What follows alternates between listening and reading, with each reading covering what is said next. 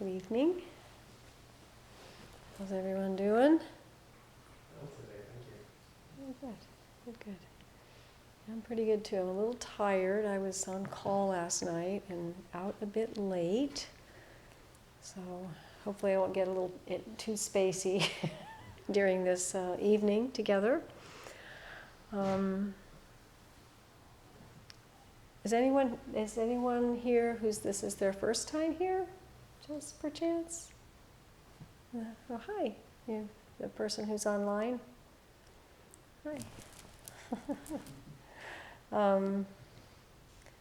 I just thought I would just start off by just kind of setting the stage that we've been talking about a couple of different Buddhist compassion practices.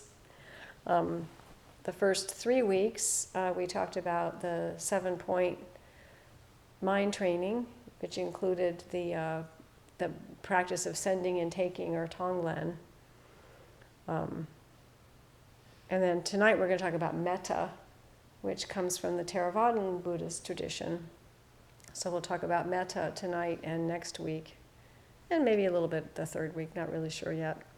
But I just wanted to just kind of, I don't know, remind isn't the right word, but it's the one that comes to my mind. That we're talking about compassion, the ability to suffer with, the ability to feel our own difficulty. Suffering is such a heavy word, but it's just when I always figure the mind is constantly in a state of like, don't like, want, don't want, like, don't like, want, don't want, and obviously you can see that as as a level of suffering.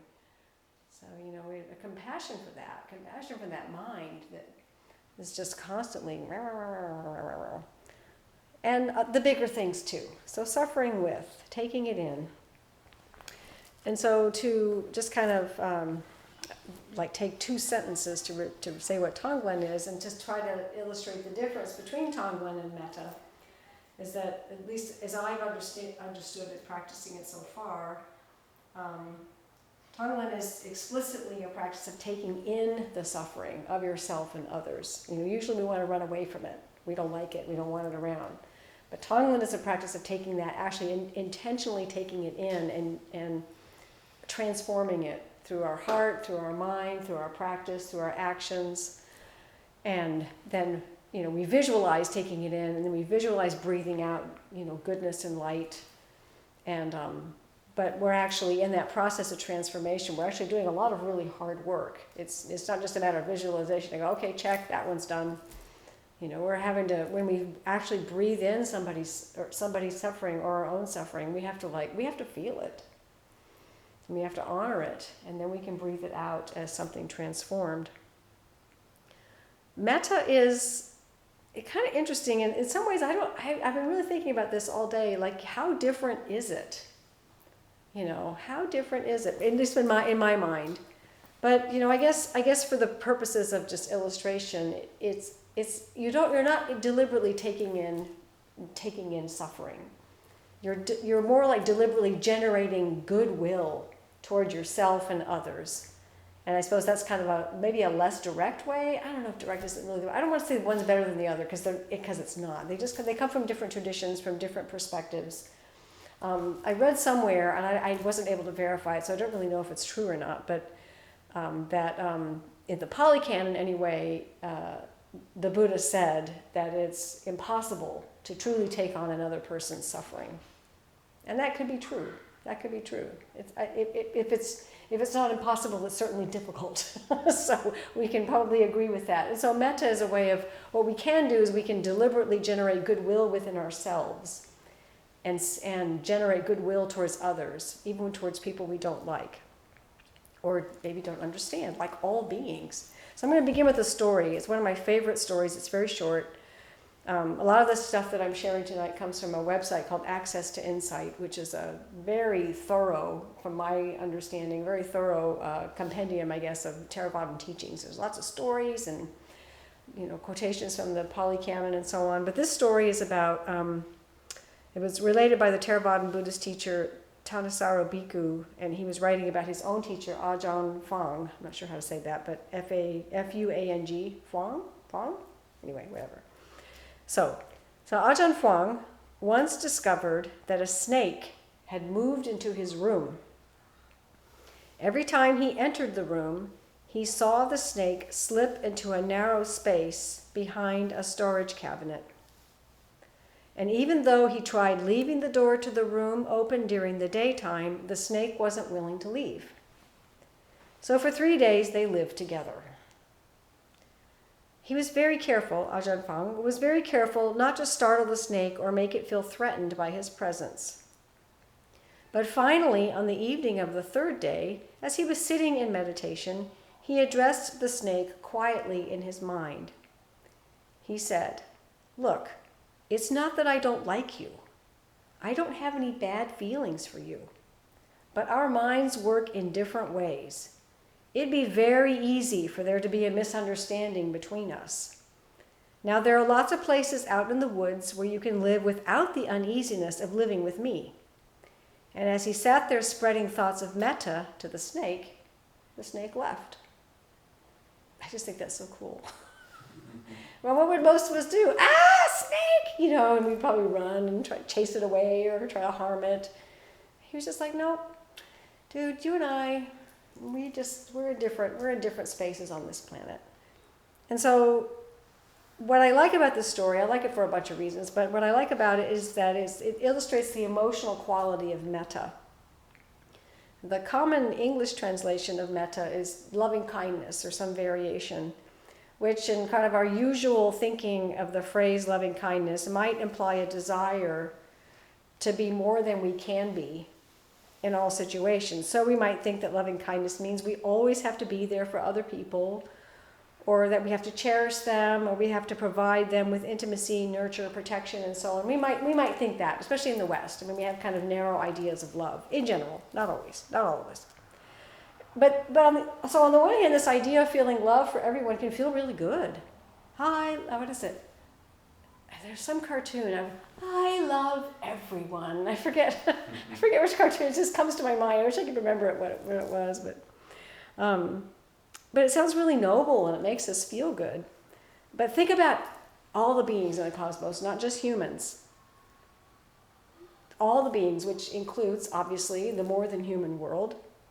There are a lot of beings, such as the snake, who might react to loving kindness with suspicion or fear. They wouldn't understand it. They might be rather left alone. Or they might, knowingly or not, take unfair advantage in some way. The snake might get scared and bite.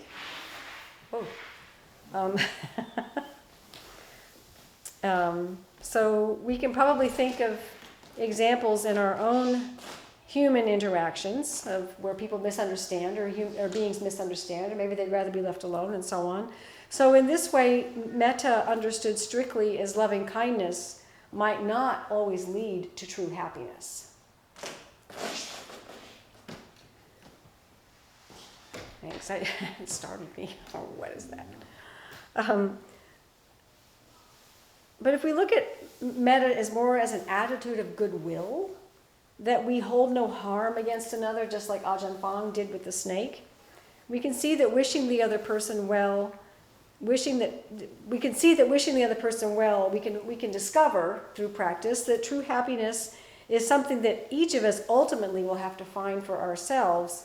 And sometimes we find that most easily by going our separate ways, just like the snake left. Yeah, I think I'm going to be happier without hanging out in your room.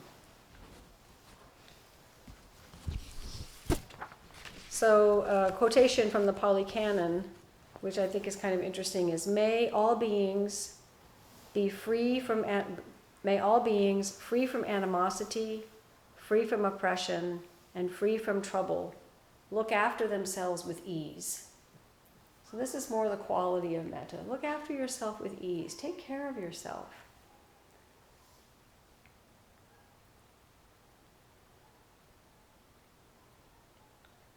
So here's another story that is said to be the background of the Metta Sutra, and which kind of adds an interesting element to the practice. This one's a little longer. It is told that 500 monks received instruction from the Buddha in the particular techniques of meditation suitable to their individual temperaments. They then went to the foothills of the Himalayas to spend the 4 months of the rains retreat by living a life of withdrawal and intensive meditation. In those days, a month or two before the rains retreat started, monks from all parts of the country would assemble wherever the Buddha lived in order to receive direct instruction from the Supreme Master. Then they would go back to their monasteries, forest dwellings, or hermitages to make a vigorous attempt at spiritual liberation. This was how these 500 monks went to the Buddha, who was staying at Savatthi in Jeta's Grove in the monastery built by Anatha Pindika. After receiving instructions, they went in search of a suitable place, and in the course of their wandering, they soon found a beautiful hillock at the foothills of the Himalayas. This, according to the commentary, appeared like a glittering blue quartz crystal.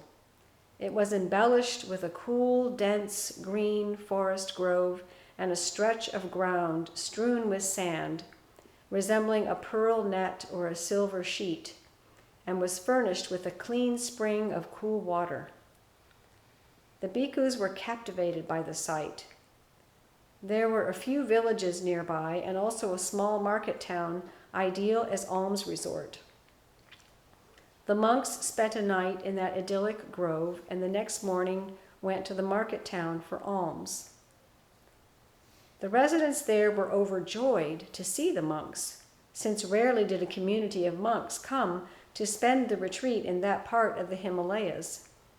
These pious devotees fed the monks and begged them to stay on as their guests, promising to build each a hut near the grove on the sandy stretch so that they could spend their days and nights plunged in meditation under the ancient boughs of the majestic trees.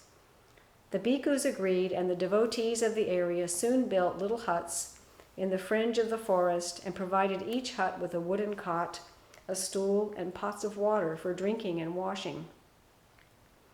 After the monks had settled down contentedly in these huts, each one selected a tree to meditate under by day and by night.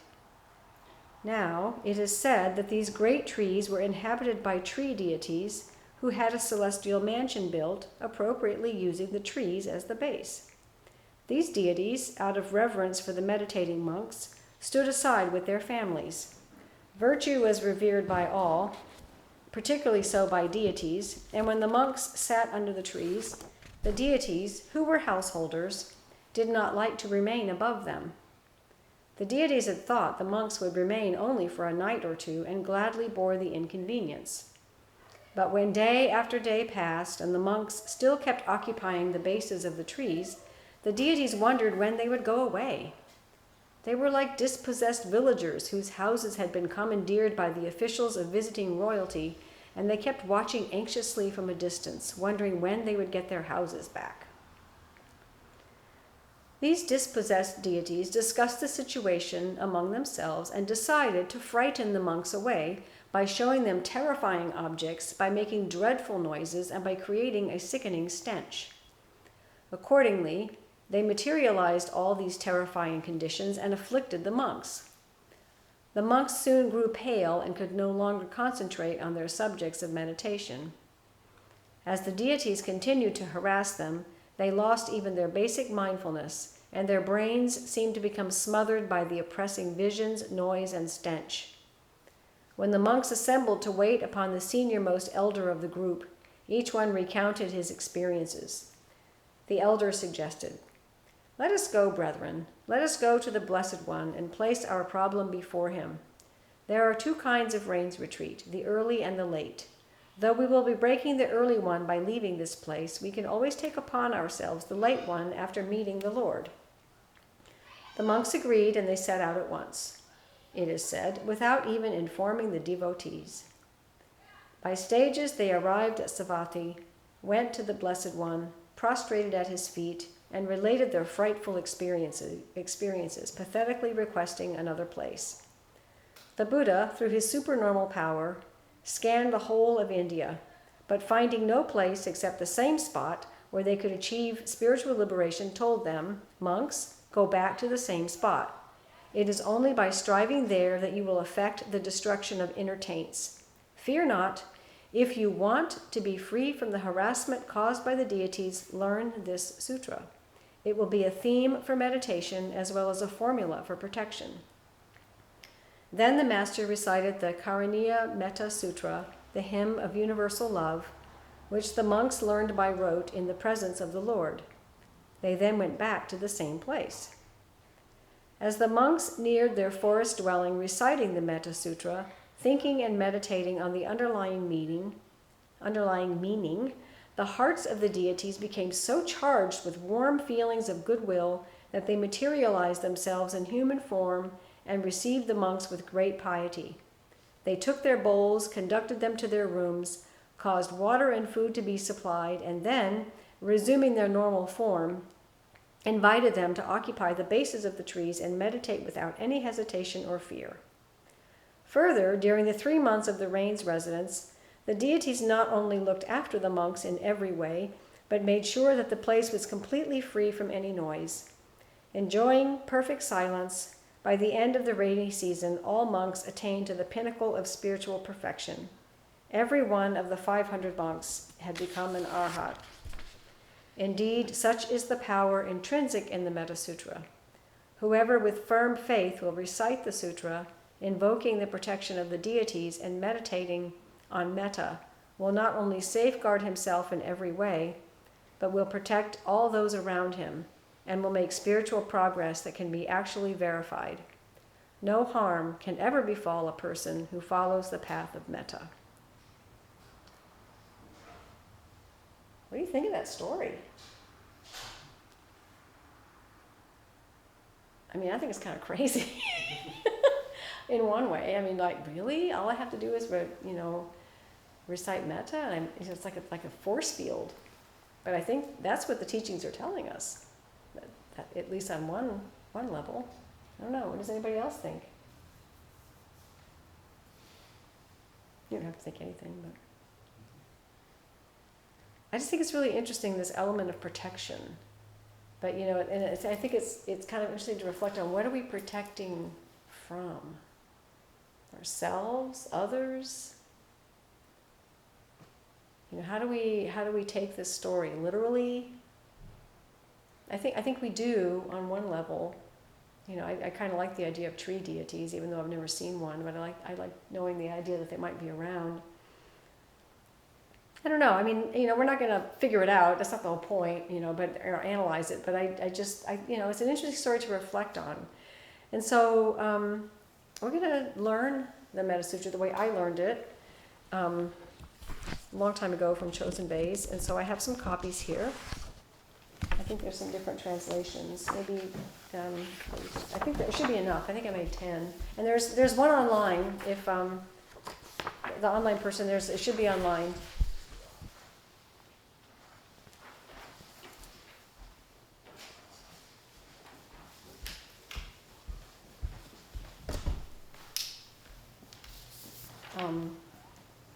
I don't know where it did it get uploaded to wherever it was supposed to be uploaded to? I'm not sure. Okay. I didn't look.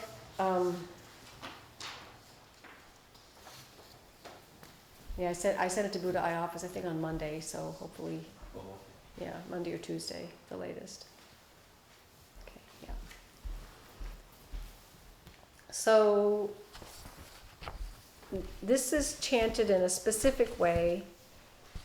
Who's not ever heard this before? I just want to just kind of give it, Okay, so some of you have, some of you haven't. Okay, so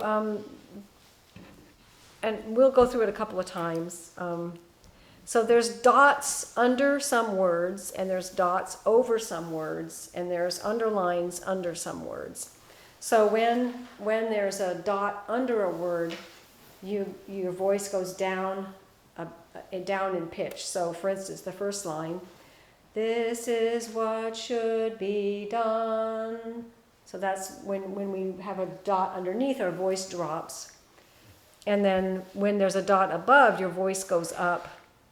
And I'll just do the I'll just do the fourth line so I can speak separately of the underline.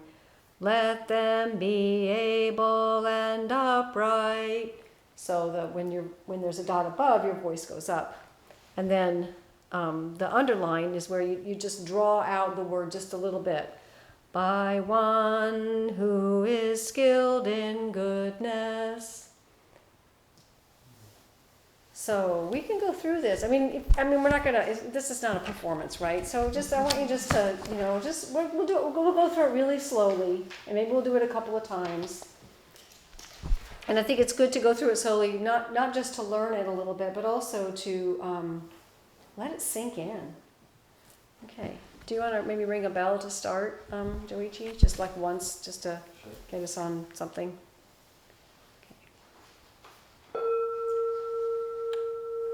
This is what should be done by one who is skilled in goodness and who knows the path of peace. Let them be able and upright, straightforward and gentle in speech, humble and not conceited, contented and easily satisfied, unburdened with duties and frugal in their ways, peaceful and calm and wise and skillful, not proud and demanding in nature.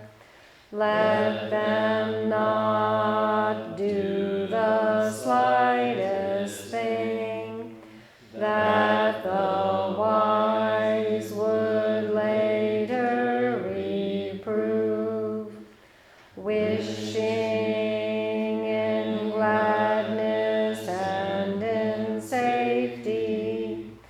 May all beings be at ease, whatever living beings there may be, whether they are weak or strong, omitting none, the great or the mighty, medium, short or small, the seen and the unseen, those living near and far away, those born and to be born. May all beings be at ease. Let none deceive another or despise any being in any state. Let none through anger or ill will wish harm upon another, even as a mother protects with her life her child, her only child. So with a boundless heart should one cherish all living beings, radiating kindness over the entire world, spreading upwards to the skies and downwards to the depths, outwards and unbounded, freed from hatred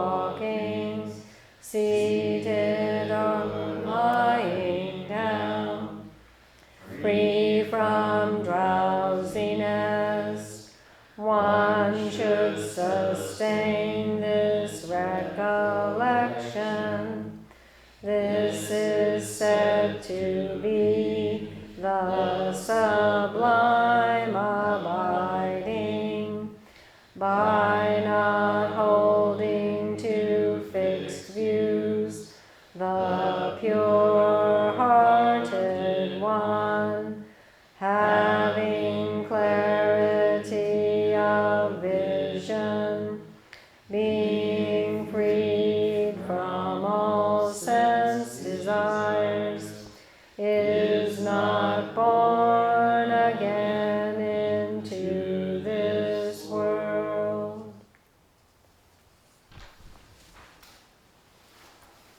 I just think that's really beautiful. And just, I mean, maybe it's obvious, but it has such a different quality from what we've been talking about the last 3 weeks. It feels more soothing to me. And in a weird way, somehow it feels more doable, but I don't think it is. I don't think it is, but it's just somehow it does. It's like, oh yeah, I can be kind. I can cultivate goodwill towards people that I don't like. But just like when, just like what the slogans of the 7-point mind training were telling us, we catch ourselves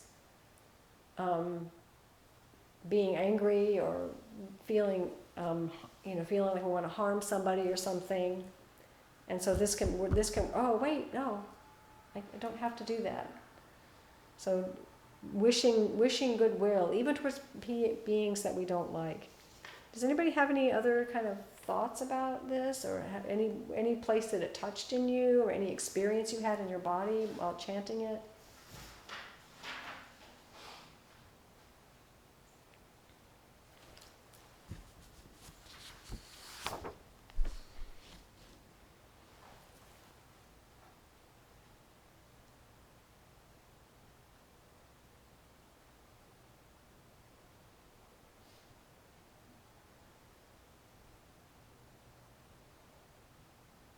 I just remember after session at Great Vow, Mm-hmm. seeing this on the Sunday, it felt so sweet. Yeah, it does feel sweet, doesn't it? It really does. And this is where I learned it was from Chosen a long time ago. I mean, I didn't get any of this other background. I just got the sutra, and I think that's pretty common. But it does feel really sweet, and especially after sesshin, where you're kind of raw and. And all of the crud has been washed away temporarily. Anybody else?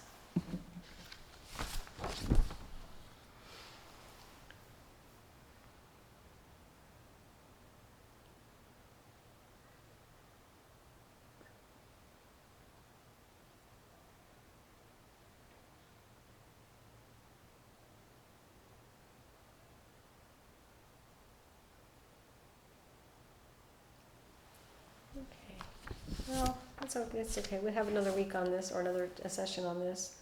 I'm going to talk a little bit about the practice other than chanting. And those of you all can keep these, obviously, and I can make more if we need them, by the goodness of the Peace Health photocopier.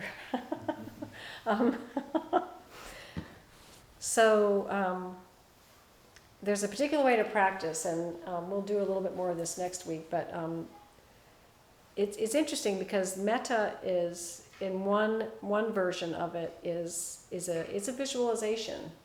It's a visualization practice. And we start by visualizing beings in an ever-widening circle of awareness. And we begin with ourselves. And this is sometimes really hard for people to accept, that we can, in a sense, generate goodwill towards ourselves, because we're supposed to be really hard on ourselves. We're supposed to beat ourselves to a pulp. And we do. I mean, I don't know about other countries, but I know we learn it here, and probably varies a little bit generationally. I know I learned it really well, and I'm still trying to unlearn it. But so we begin with ourselves, because truly, it's only when we can be really tender with ourselves that we can really open our hearts to the suffering of others.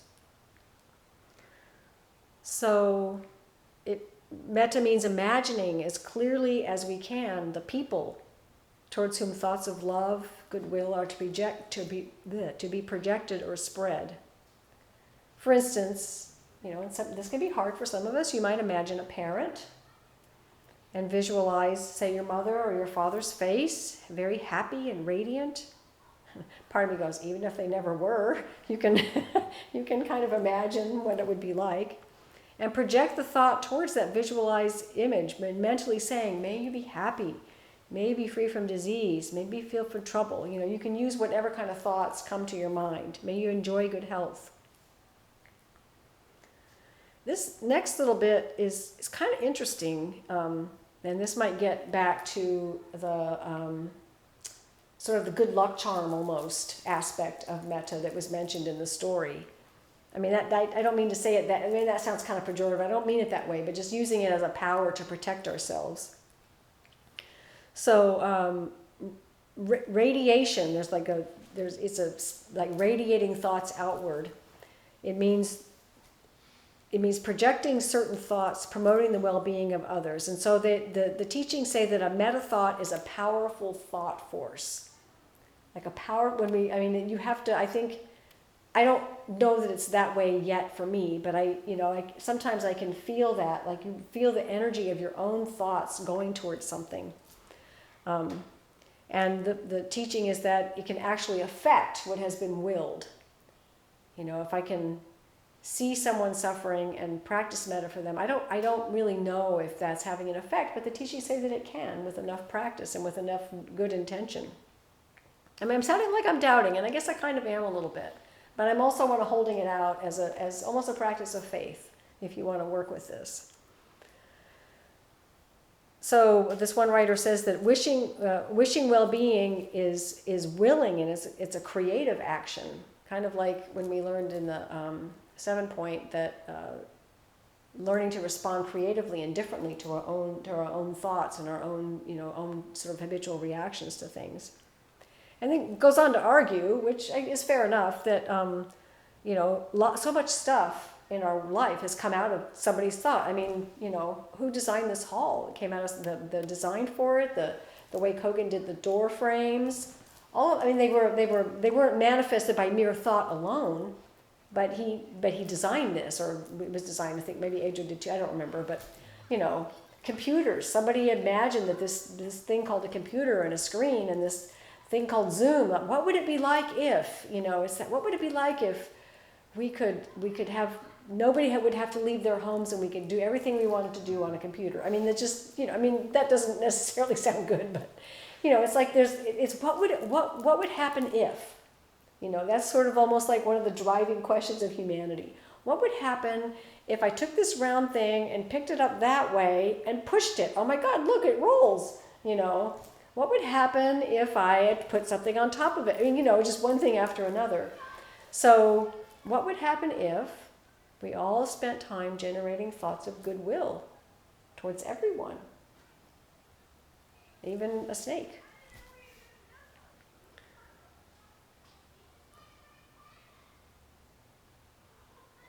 So there's a formula that comes down from some of the ancient Pali texts that they say that the terms that are used in metta have some significance. So, for instance, when we're generating goodwill towards others, may they be free, whoever they are, may they be free from hostility, free from affliction, free from distress. May they live happily.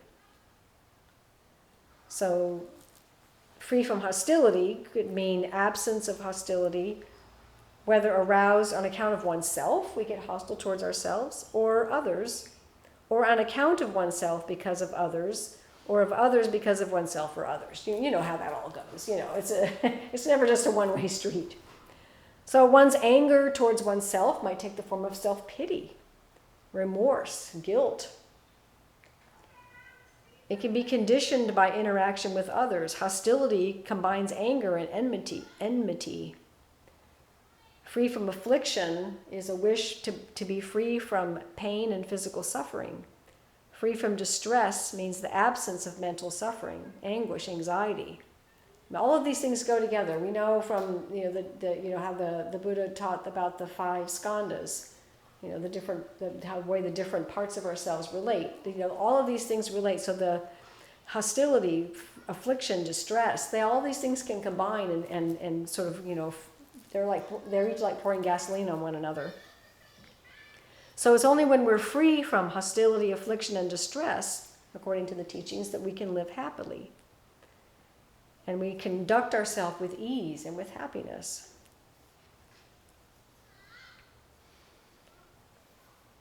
And then again, the teachings are very particular about the order, how in the order in which we visualize objects or beings. It's interesting, it says here, taking the path of least resistance. I'm not sure starting with ourselves is the path of least resistance, but that's what it says there. Yeah, it's kind of interesting. So one must start the meditation on metta by visualizing oneself, and thereafter a person for whom one has reverence or loved ones, neutral people, hostile people, and then we radiate love out towards the entire world. I just thought of this story, maybe some of you have heard it, about starting with ourselves. And I remember reading it somewhere, maybe it was on Lion's Roar, I don't remember, but it was the Dalai Lama was in the US for some kind of a conference, and somebody in the audience asked him what should be done about self-loathing, and according to the story, he did not understand the question. He did not, what does that mean, self-loathing? And it took quite a bit of time for someone to explain it to him. And so he was very confused, and apparently it made him very sad that people could actually treat themselves so poorly.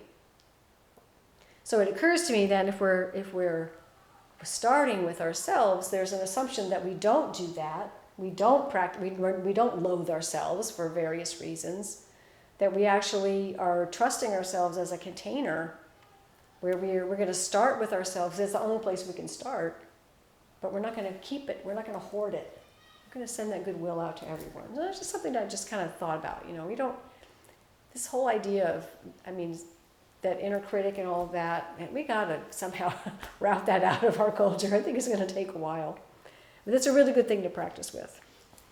And this is an interesting little bit too. I almost want to say dare one of you to try it, but in another of the Pali Canon, it's written, suppose bandits were to come to the meditator who is sitting in a place with a respect... Whoops, what happened? Who is sitting in a place with a loved one, a dear one, a neutral person, and a hostile or a wicked person. So you're sitting in a place with each type of person around you. And a bandit comes up and says, "Friend, we want one of you for the purposes of offering human sacrifice." So if the meditator were to think, well, let him take this one or that one. Take the hostile one, take the one I don't like. The meditator has not broken down the barriers between himself and that person. And if he were to think, well, take me. I'll be the one. I'll be the one to go. He still hasn't broken down. He or she still hasn't broken down the barriers. But it says he here, but when he does not see the need for anyone to be given to the bandits and impartially projects the thought of love towards all, including the bandits, it is then that he would break down the barriers. That's almost like the Bodhisattva vows, right? That's a tall order, I think. It's almost like the Bodhisattva vows. I'm trying to imagine, politics aside, trying to imagine, doing that for some of our, congressional members. I'll just leave it at that. Or former presidents or any people in that sort of stream. All right, let's practice. Let's do a metta session of practice.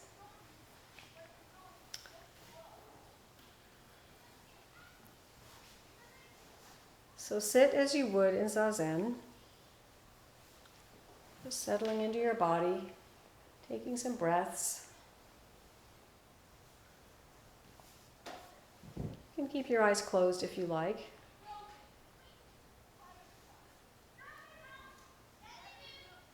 And we just want to begin by repeating the word metta a few times and just sort of mentally conjuring up some significance for this word. So love is the opposite of hatred, resentment, malevolence, impatience, pride, arrogance. And love is a profound feeling of goodwill, sympathy, and kindness. Just generating the intention to promote the happiness and well-being of others.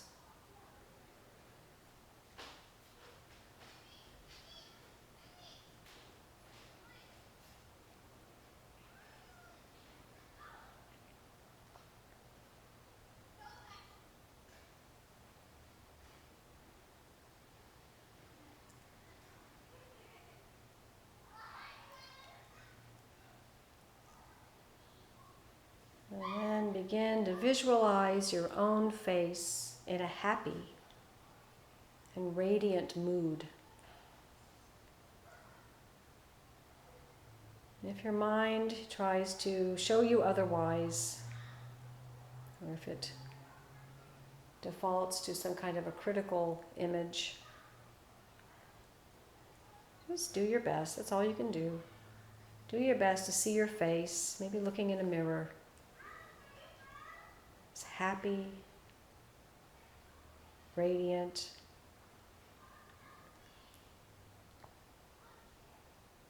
And for the next few minutes, as you breathe, just say to yourself, and say it kindly and gently, may I be free from hostility,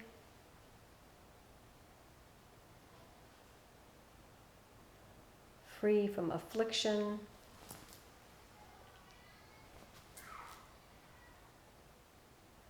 free from distress. May I live happily.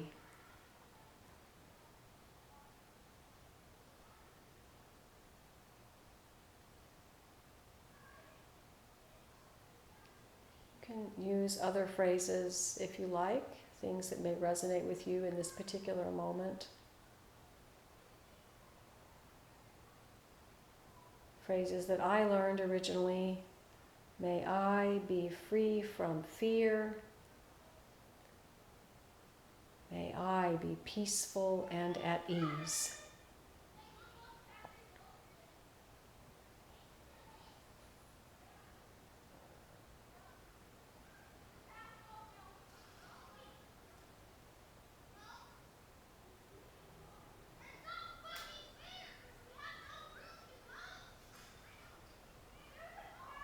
Maybe they need some metta.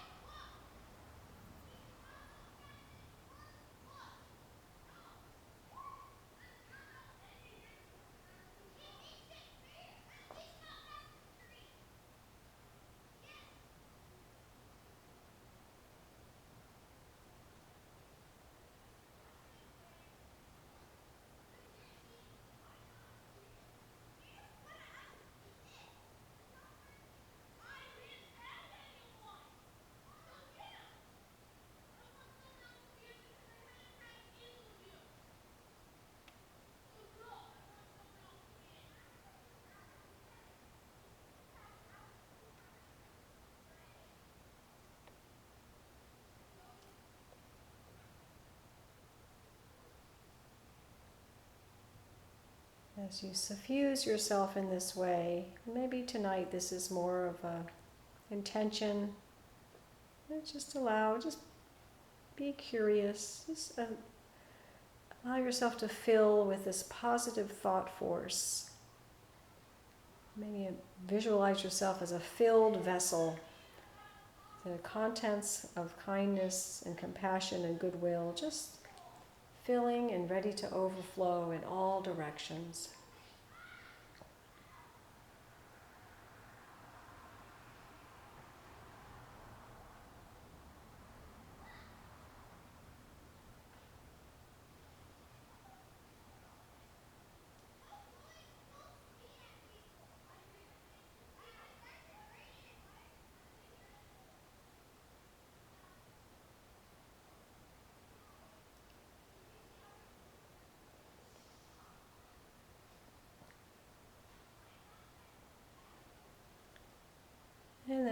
next in-breath, let's bring to mind our meditation teacher.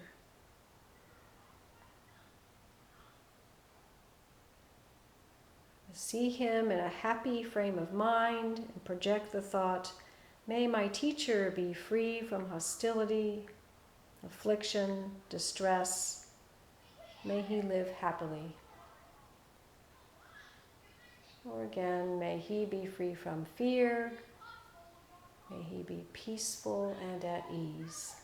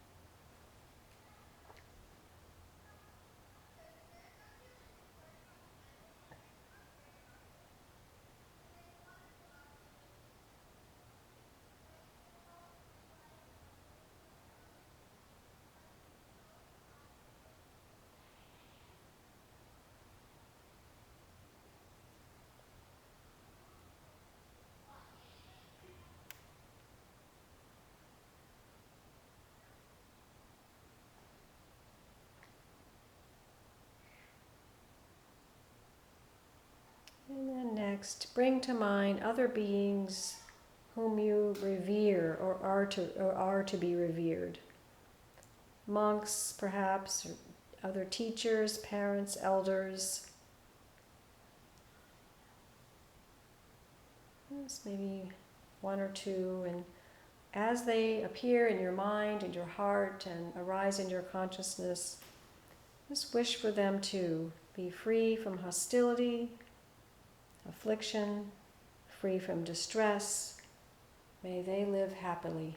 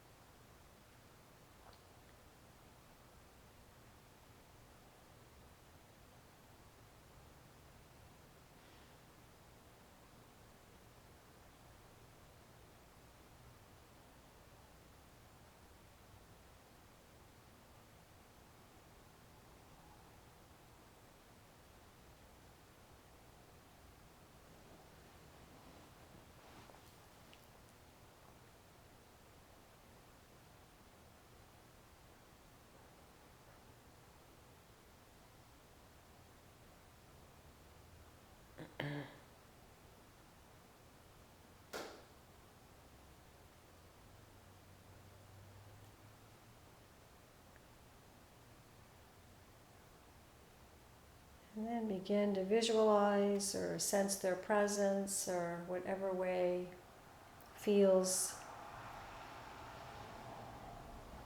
right for you. Just one by one, just the dear ones in your life. Close friends, parents, children, siblings. Just allow them to come into your mind and heart and just suffuse each one of them with words of kindness and compassion. Again, may each of you, dear ones, be free from hostility, free from affliction, free from distress. May you live happily.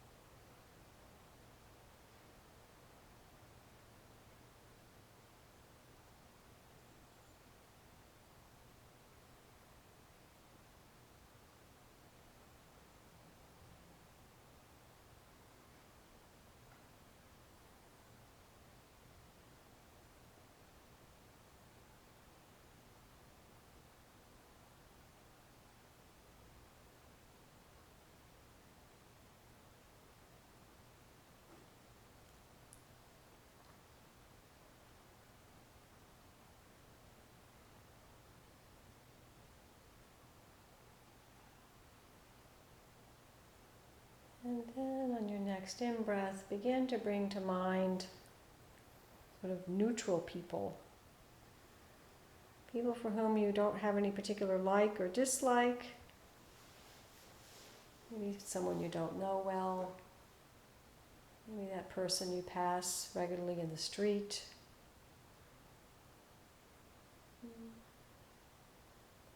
I always think of people at the grocery store, the checkout people. You see them, but you don't know them. You don't have any particular strong feelings one way or another, and yet, wish for each of them too. Be free from fear, peaceful and at ease, be happy.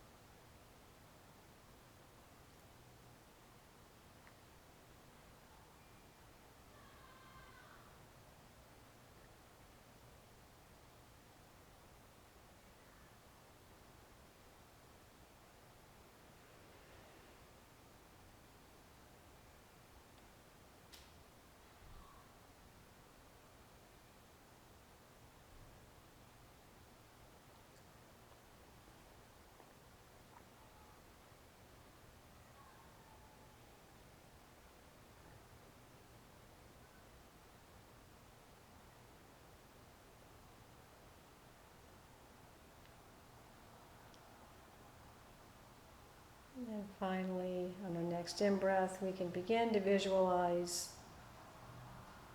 a person or persons for whom we have some dislike,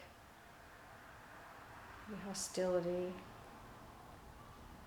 perhaps someone who's caused us harm.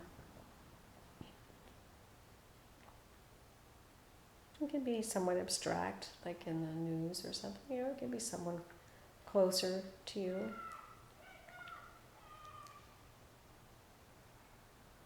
And as these difficult people come into your mind, just do your best. I have no hostility toward him or her. May he or she also not have any hostility toward me. May he or she be free from fear, peaceful and at ease, and be happy.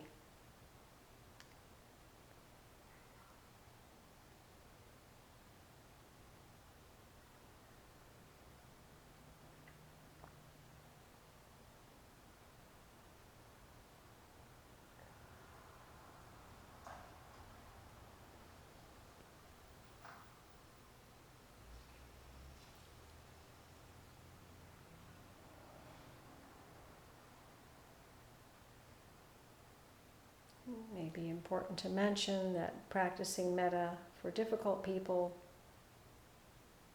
can be challenging, really hard,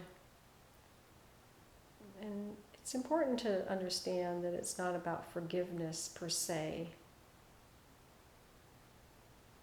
or that the person is free from any kind of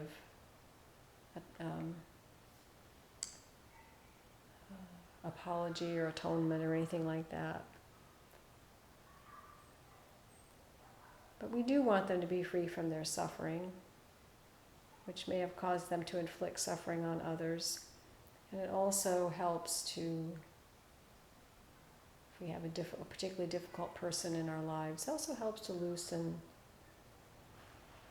the hold that a person or situation has in our minds. So just do your best. I have no hostility toward you. May you have no hostility toward me. May you also be free from fear, peaceful and at ease, and be happy.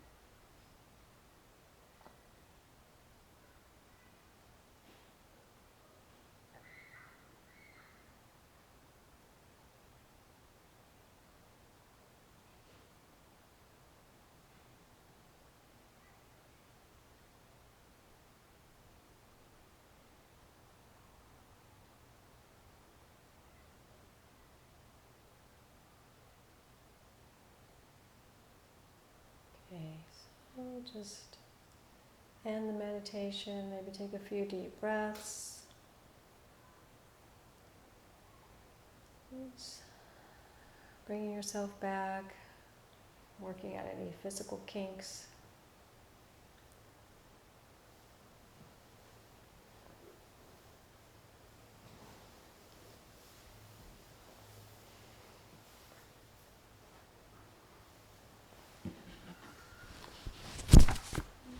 Still have a few minutes left. I'd just be interested if people want to share any experiences or difficulties, challenges, physical. I'm just really interested in how people feel in their body. So if there's anything you'd like to share in that regard.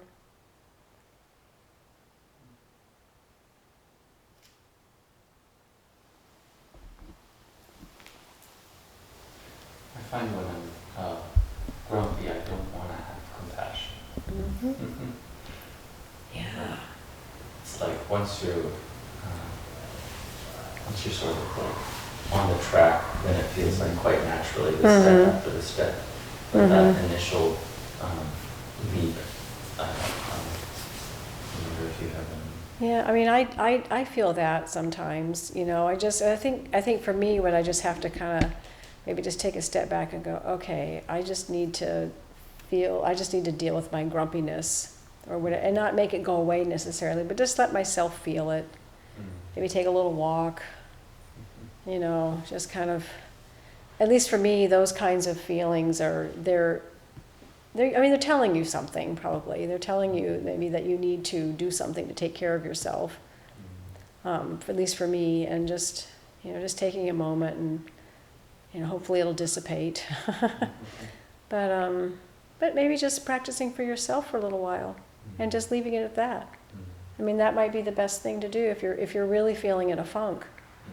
I mean, that's actually something I do at the hospital a lot. I tell people, just practice for yourself for weeks if you need to, you know, and and let it work on you that way. And maybe sometimes we need that kind of attention.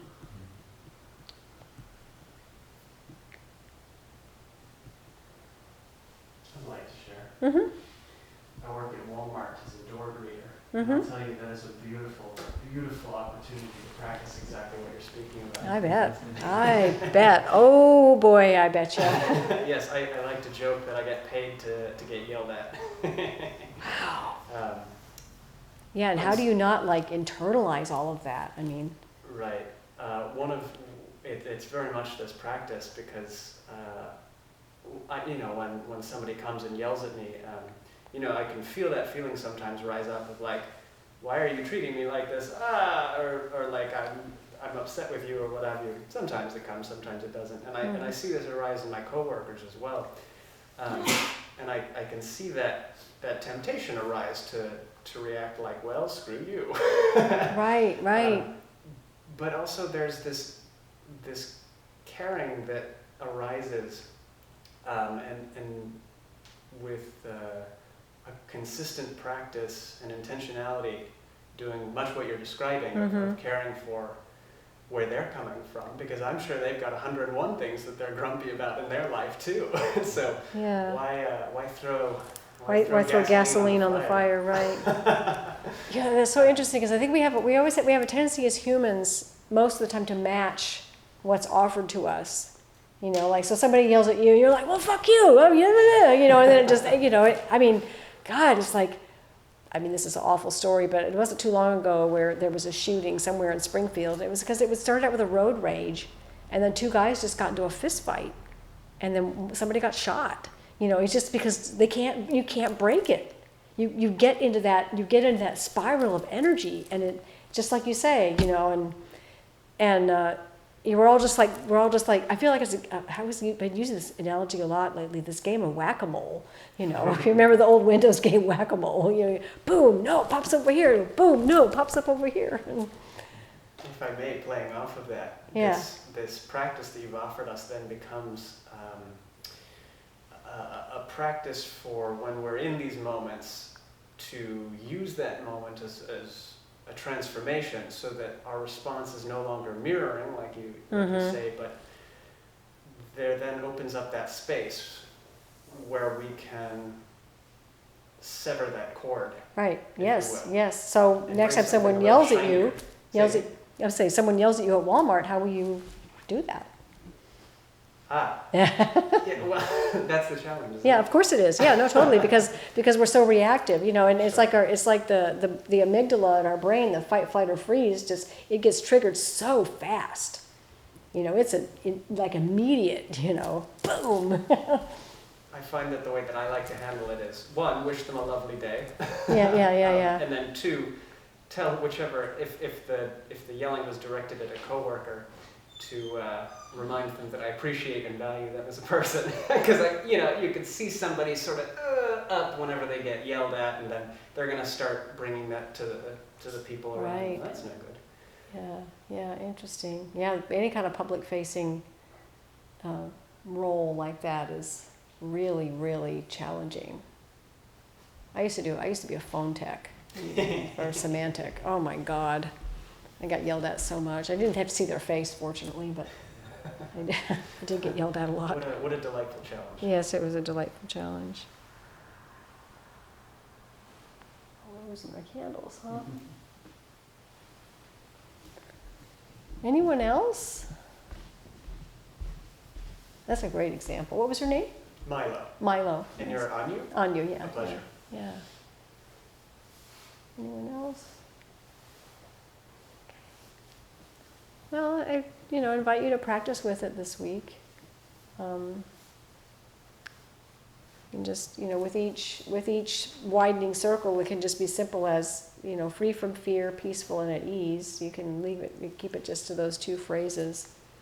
And I kind of like with you, if I'm feeling in a pretty good mood, it's easy to practice with someone I don't like so much, But if they've just like riled me up somehow, and I'm trying to practice, and I think that's actually kind of a tricky spot. If I'm feeling angry with something that somebody did, and I start practicing metta for them, I can't do it, and I really have to bring it back on myself, and practice it for me first, and then maybe I can kind of like soften a little bit so that I can open up myself to that person. So that maybe that answers your question better.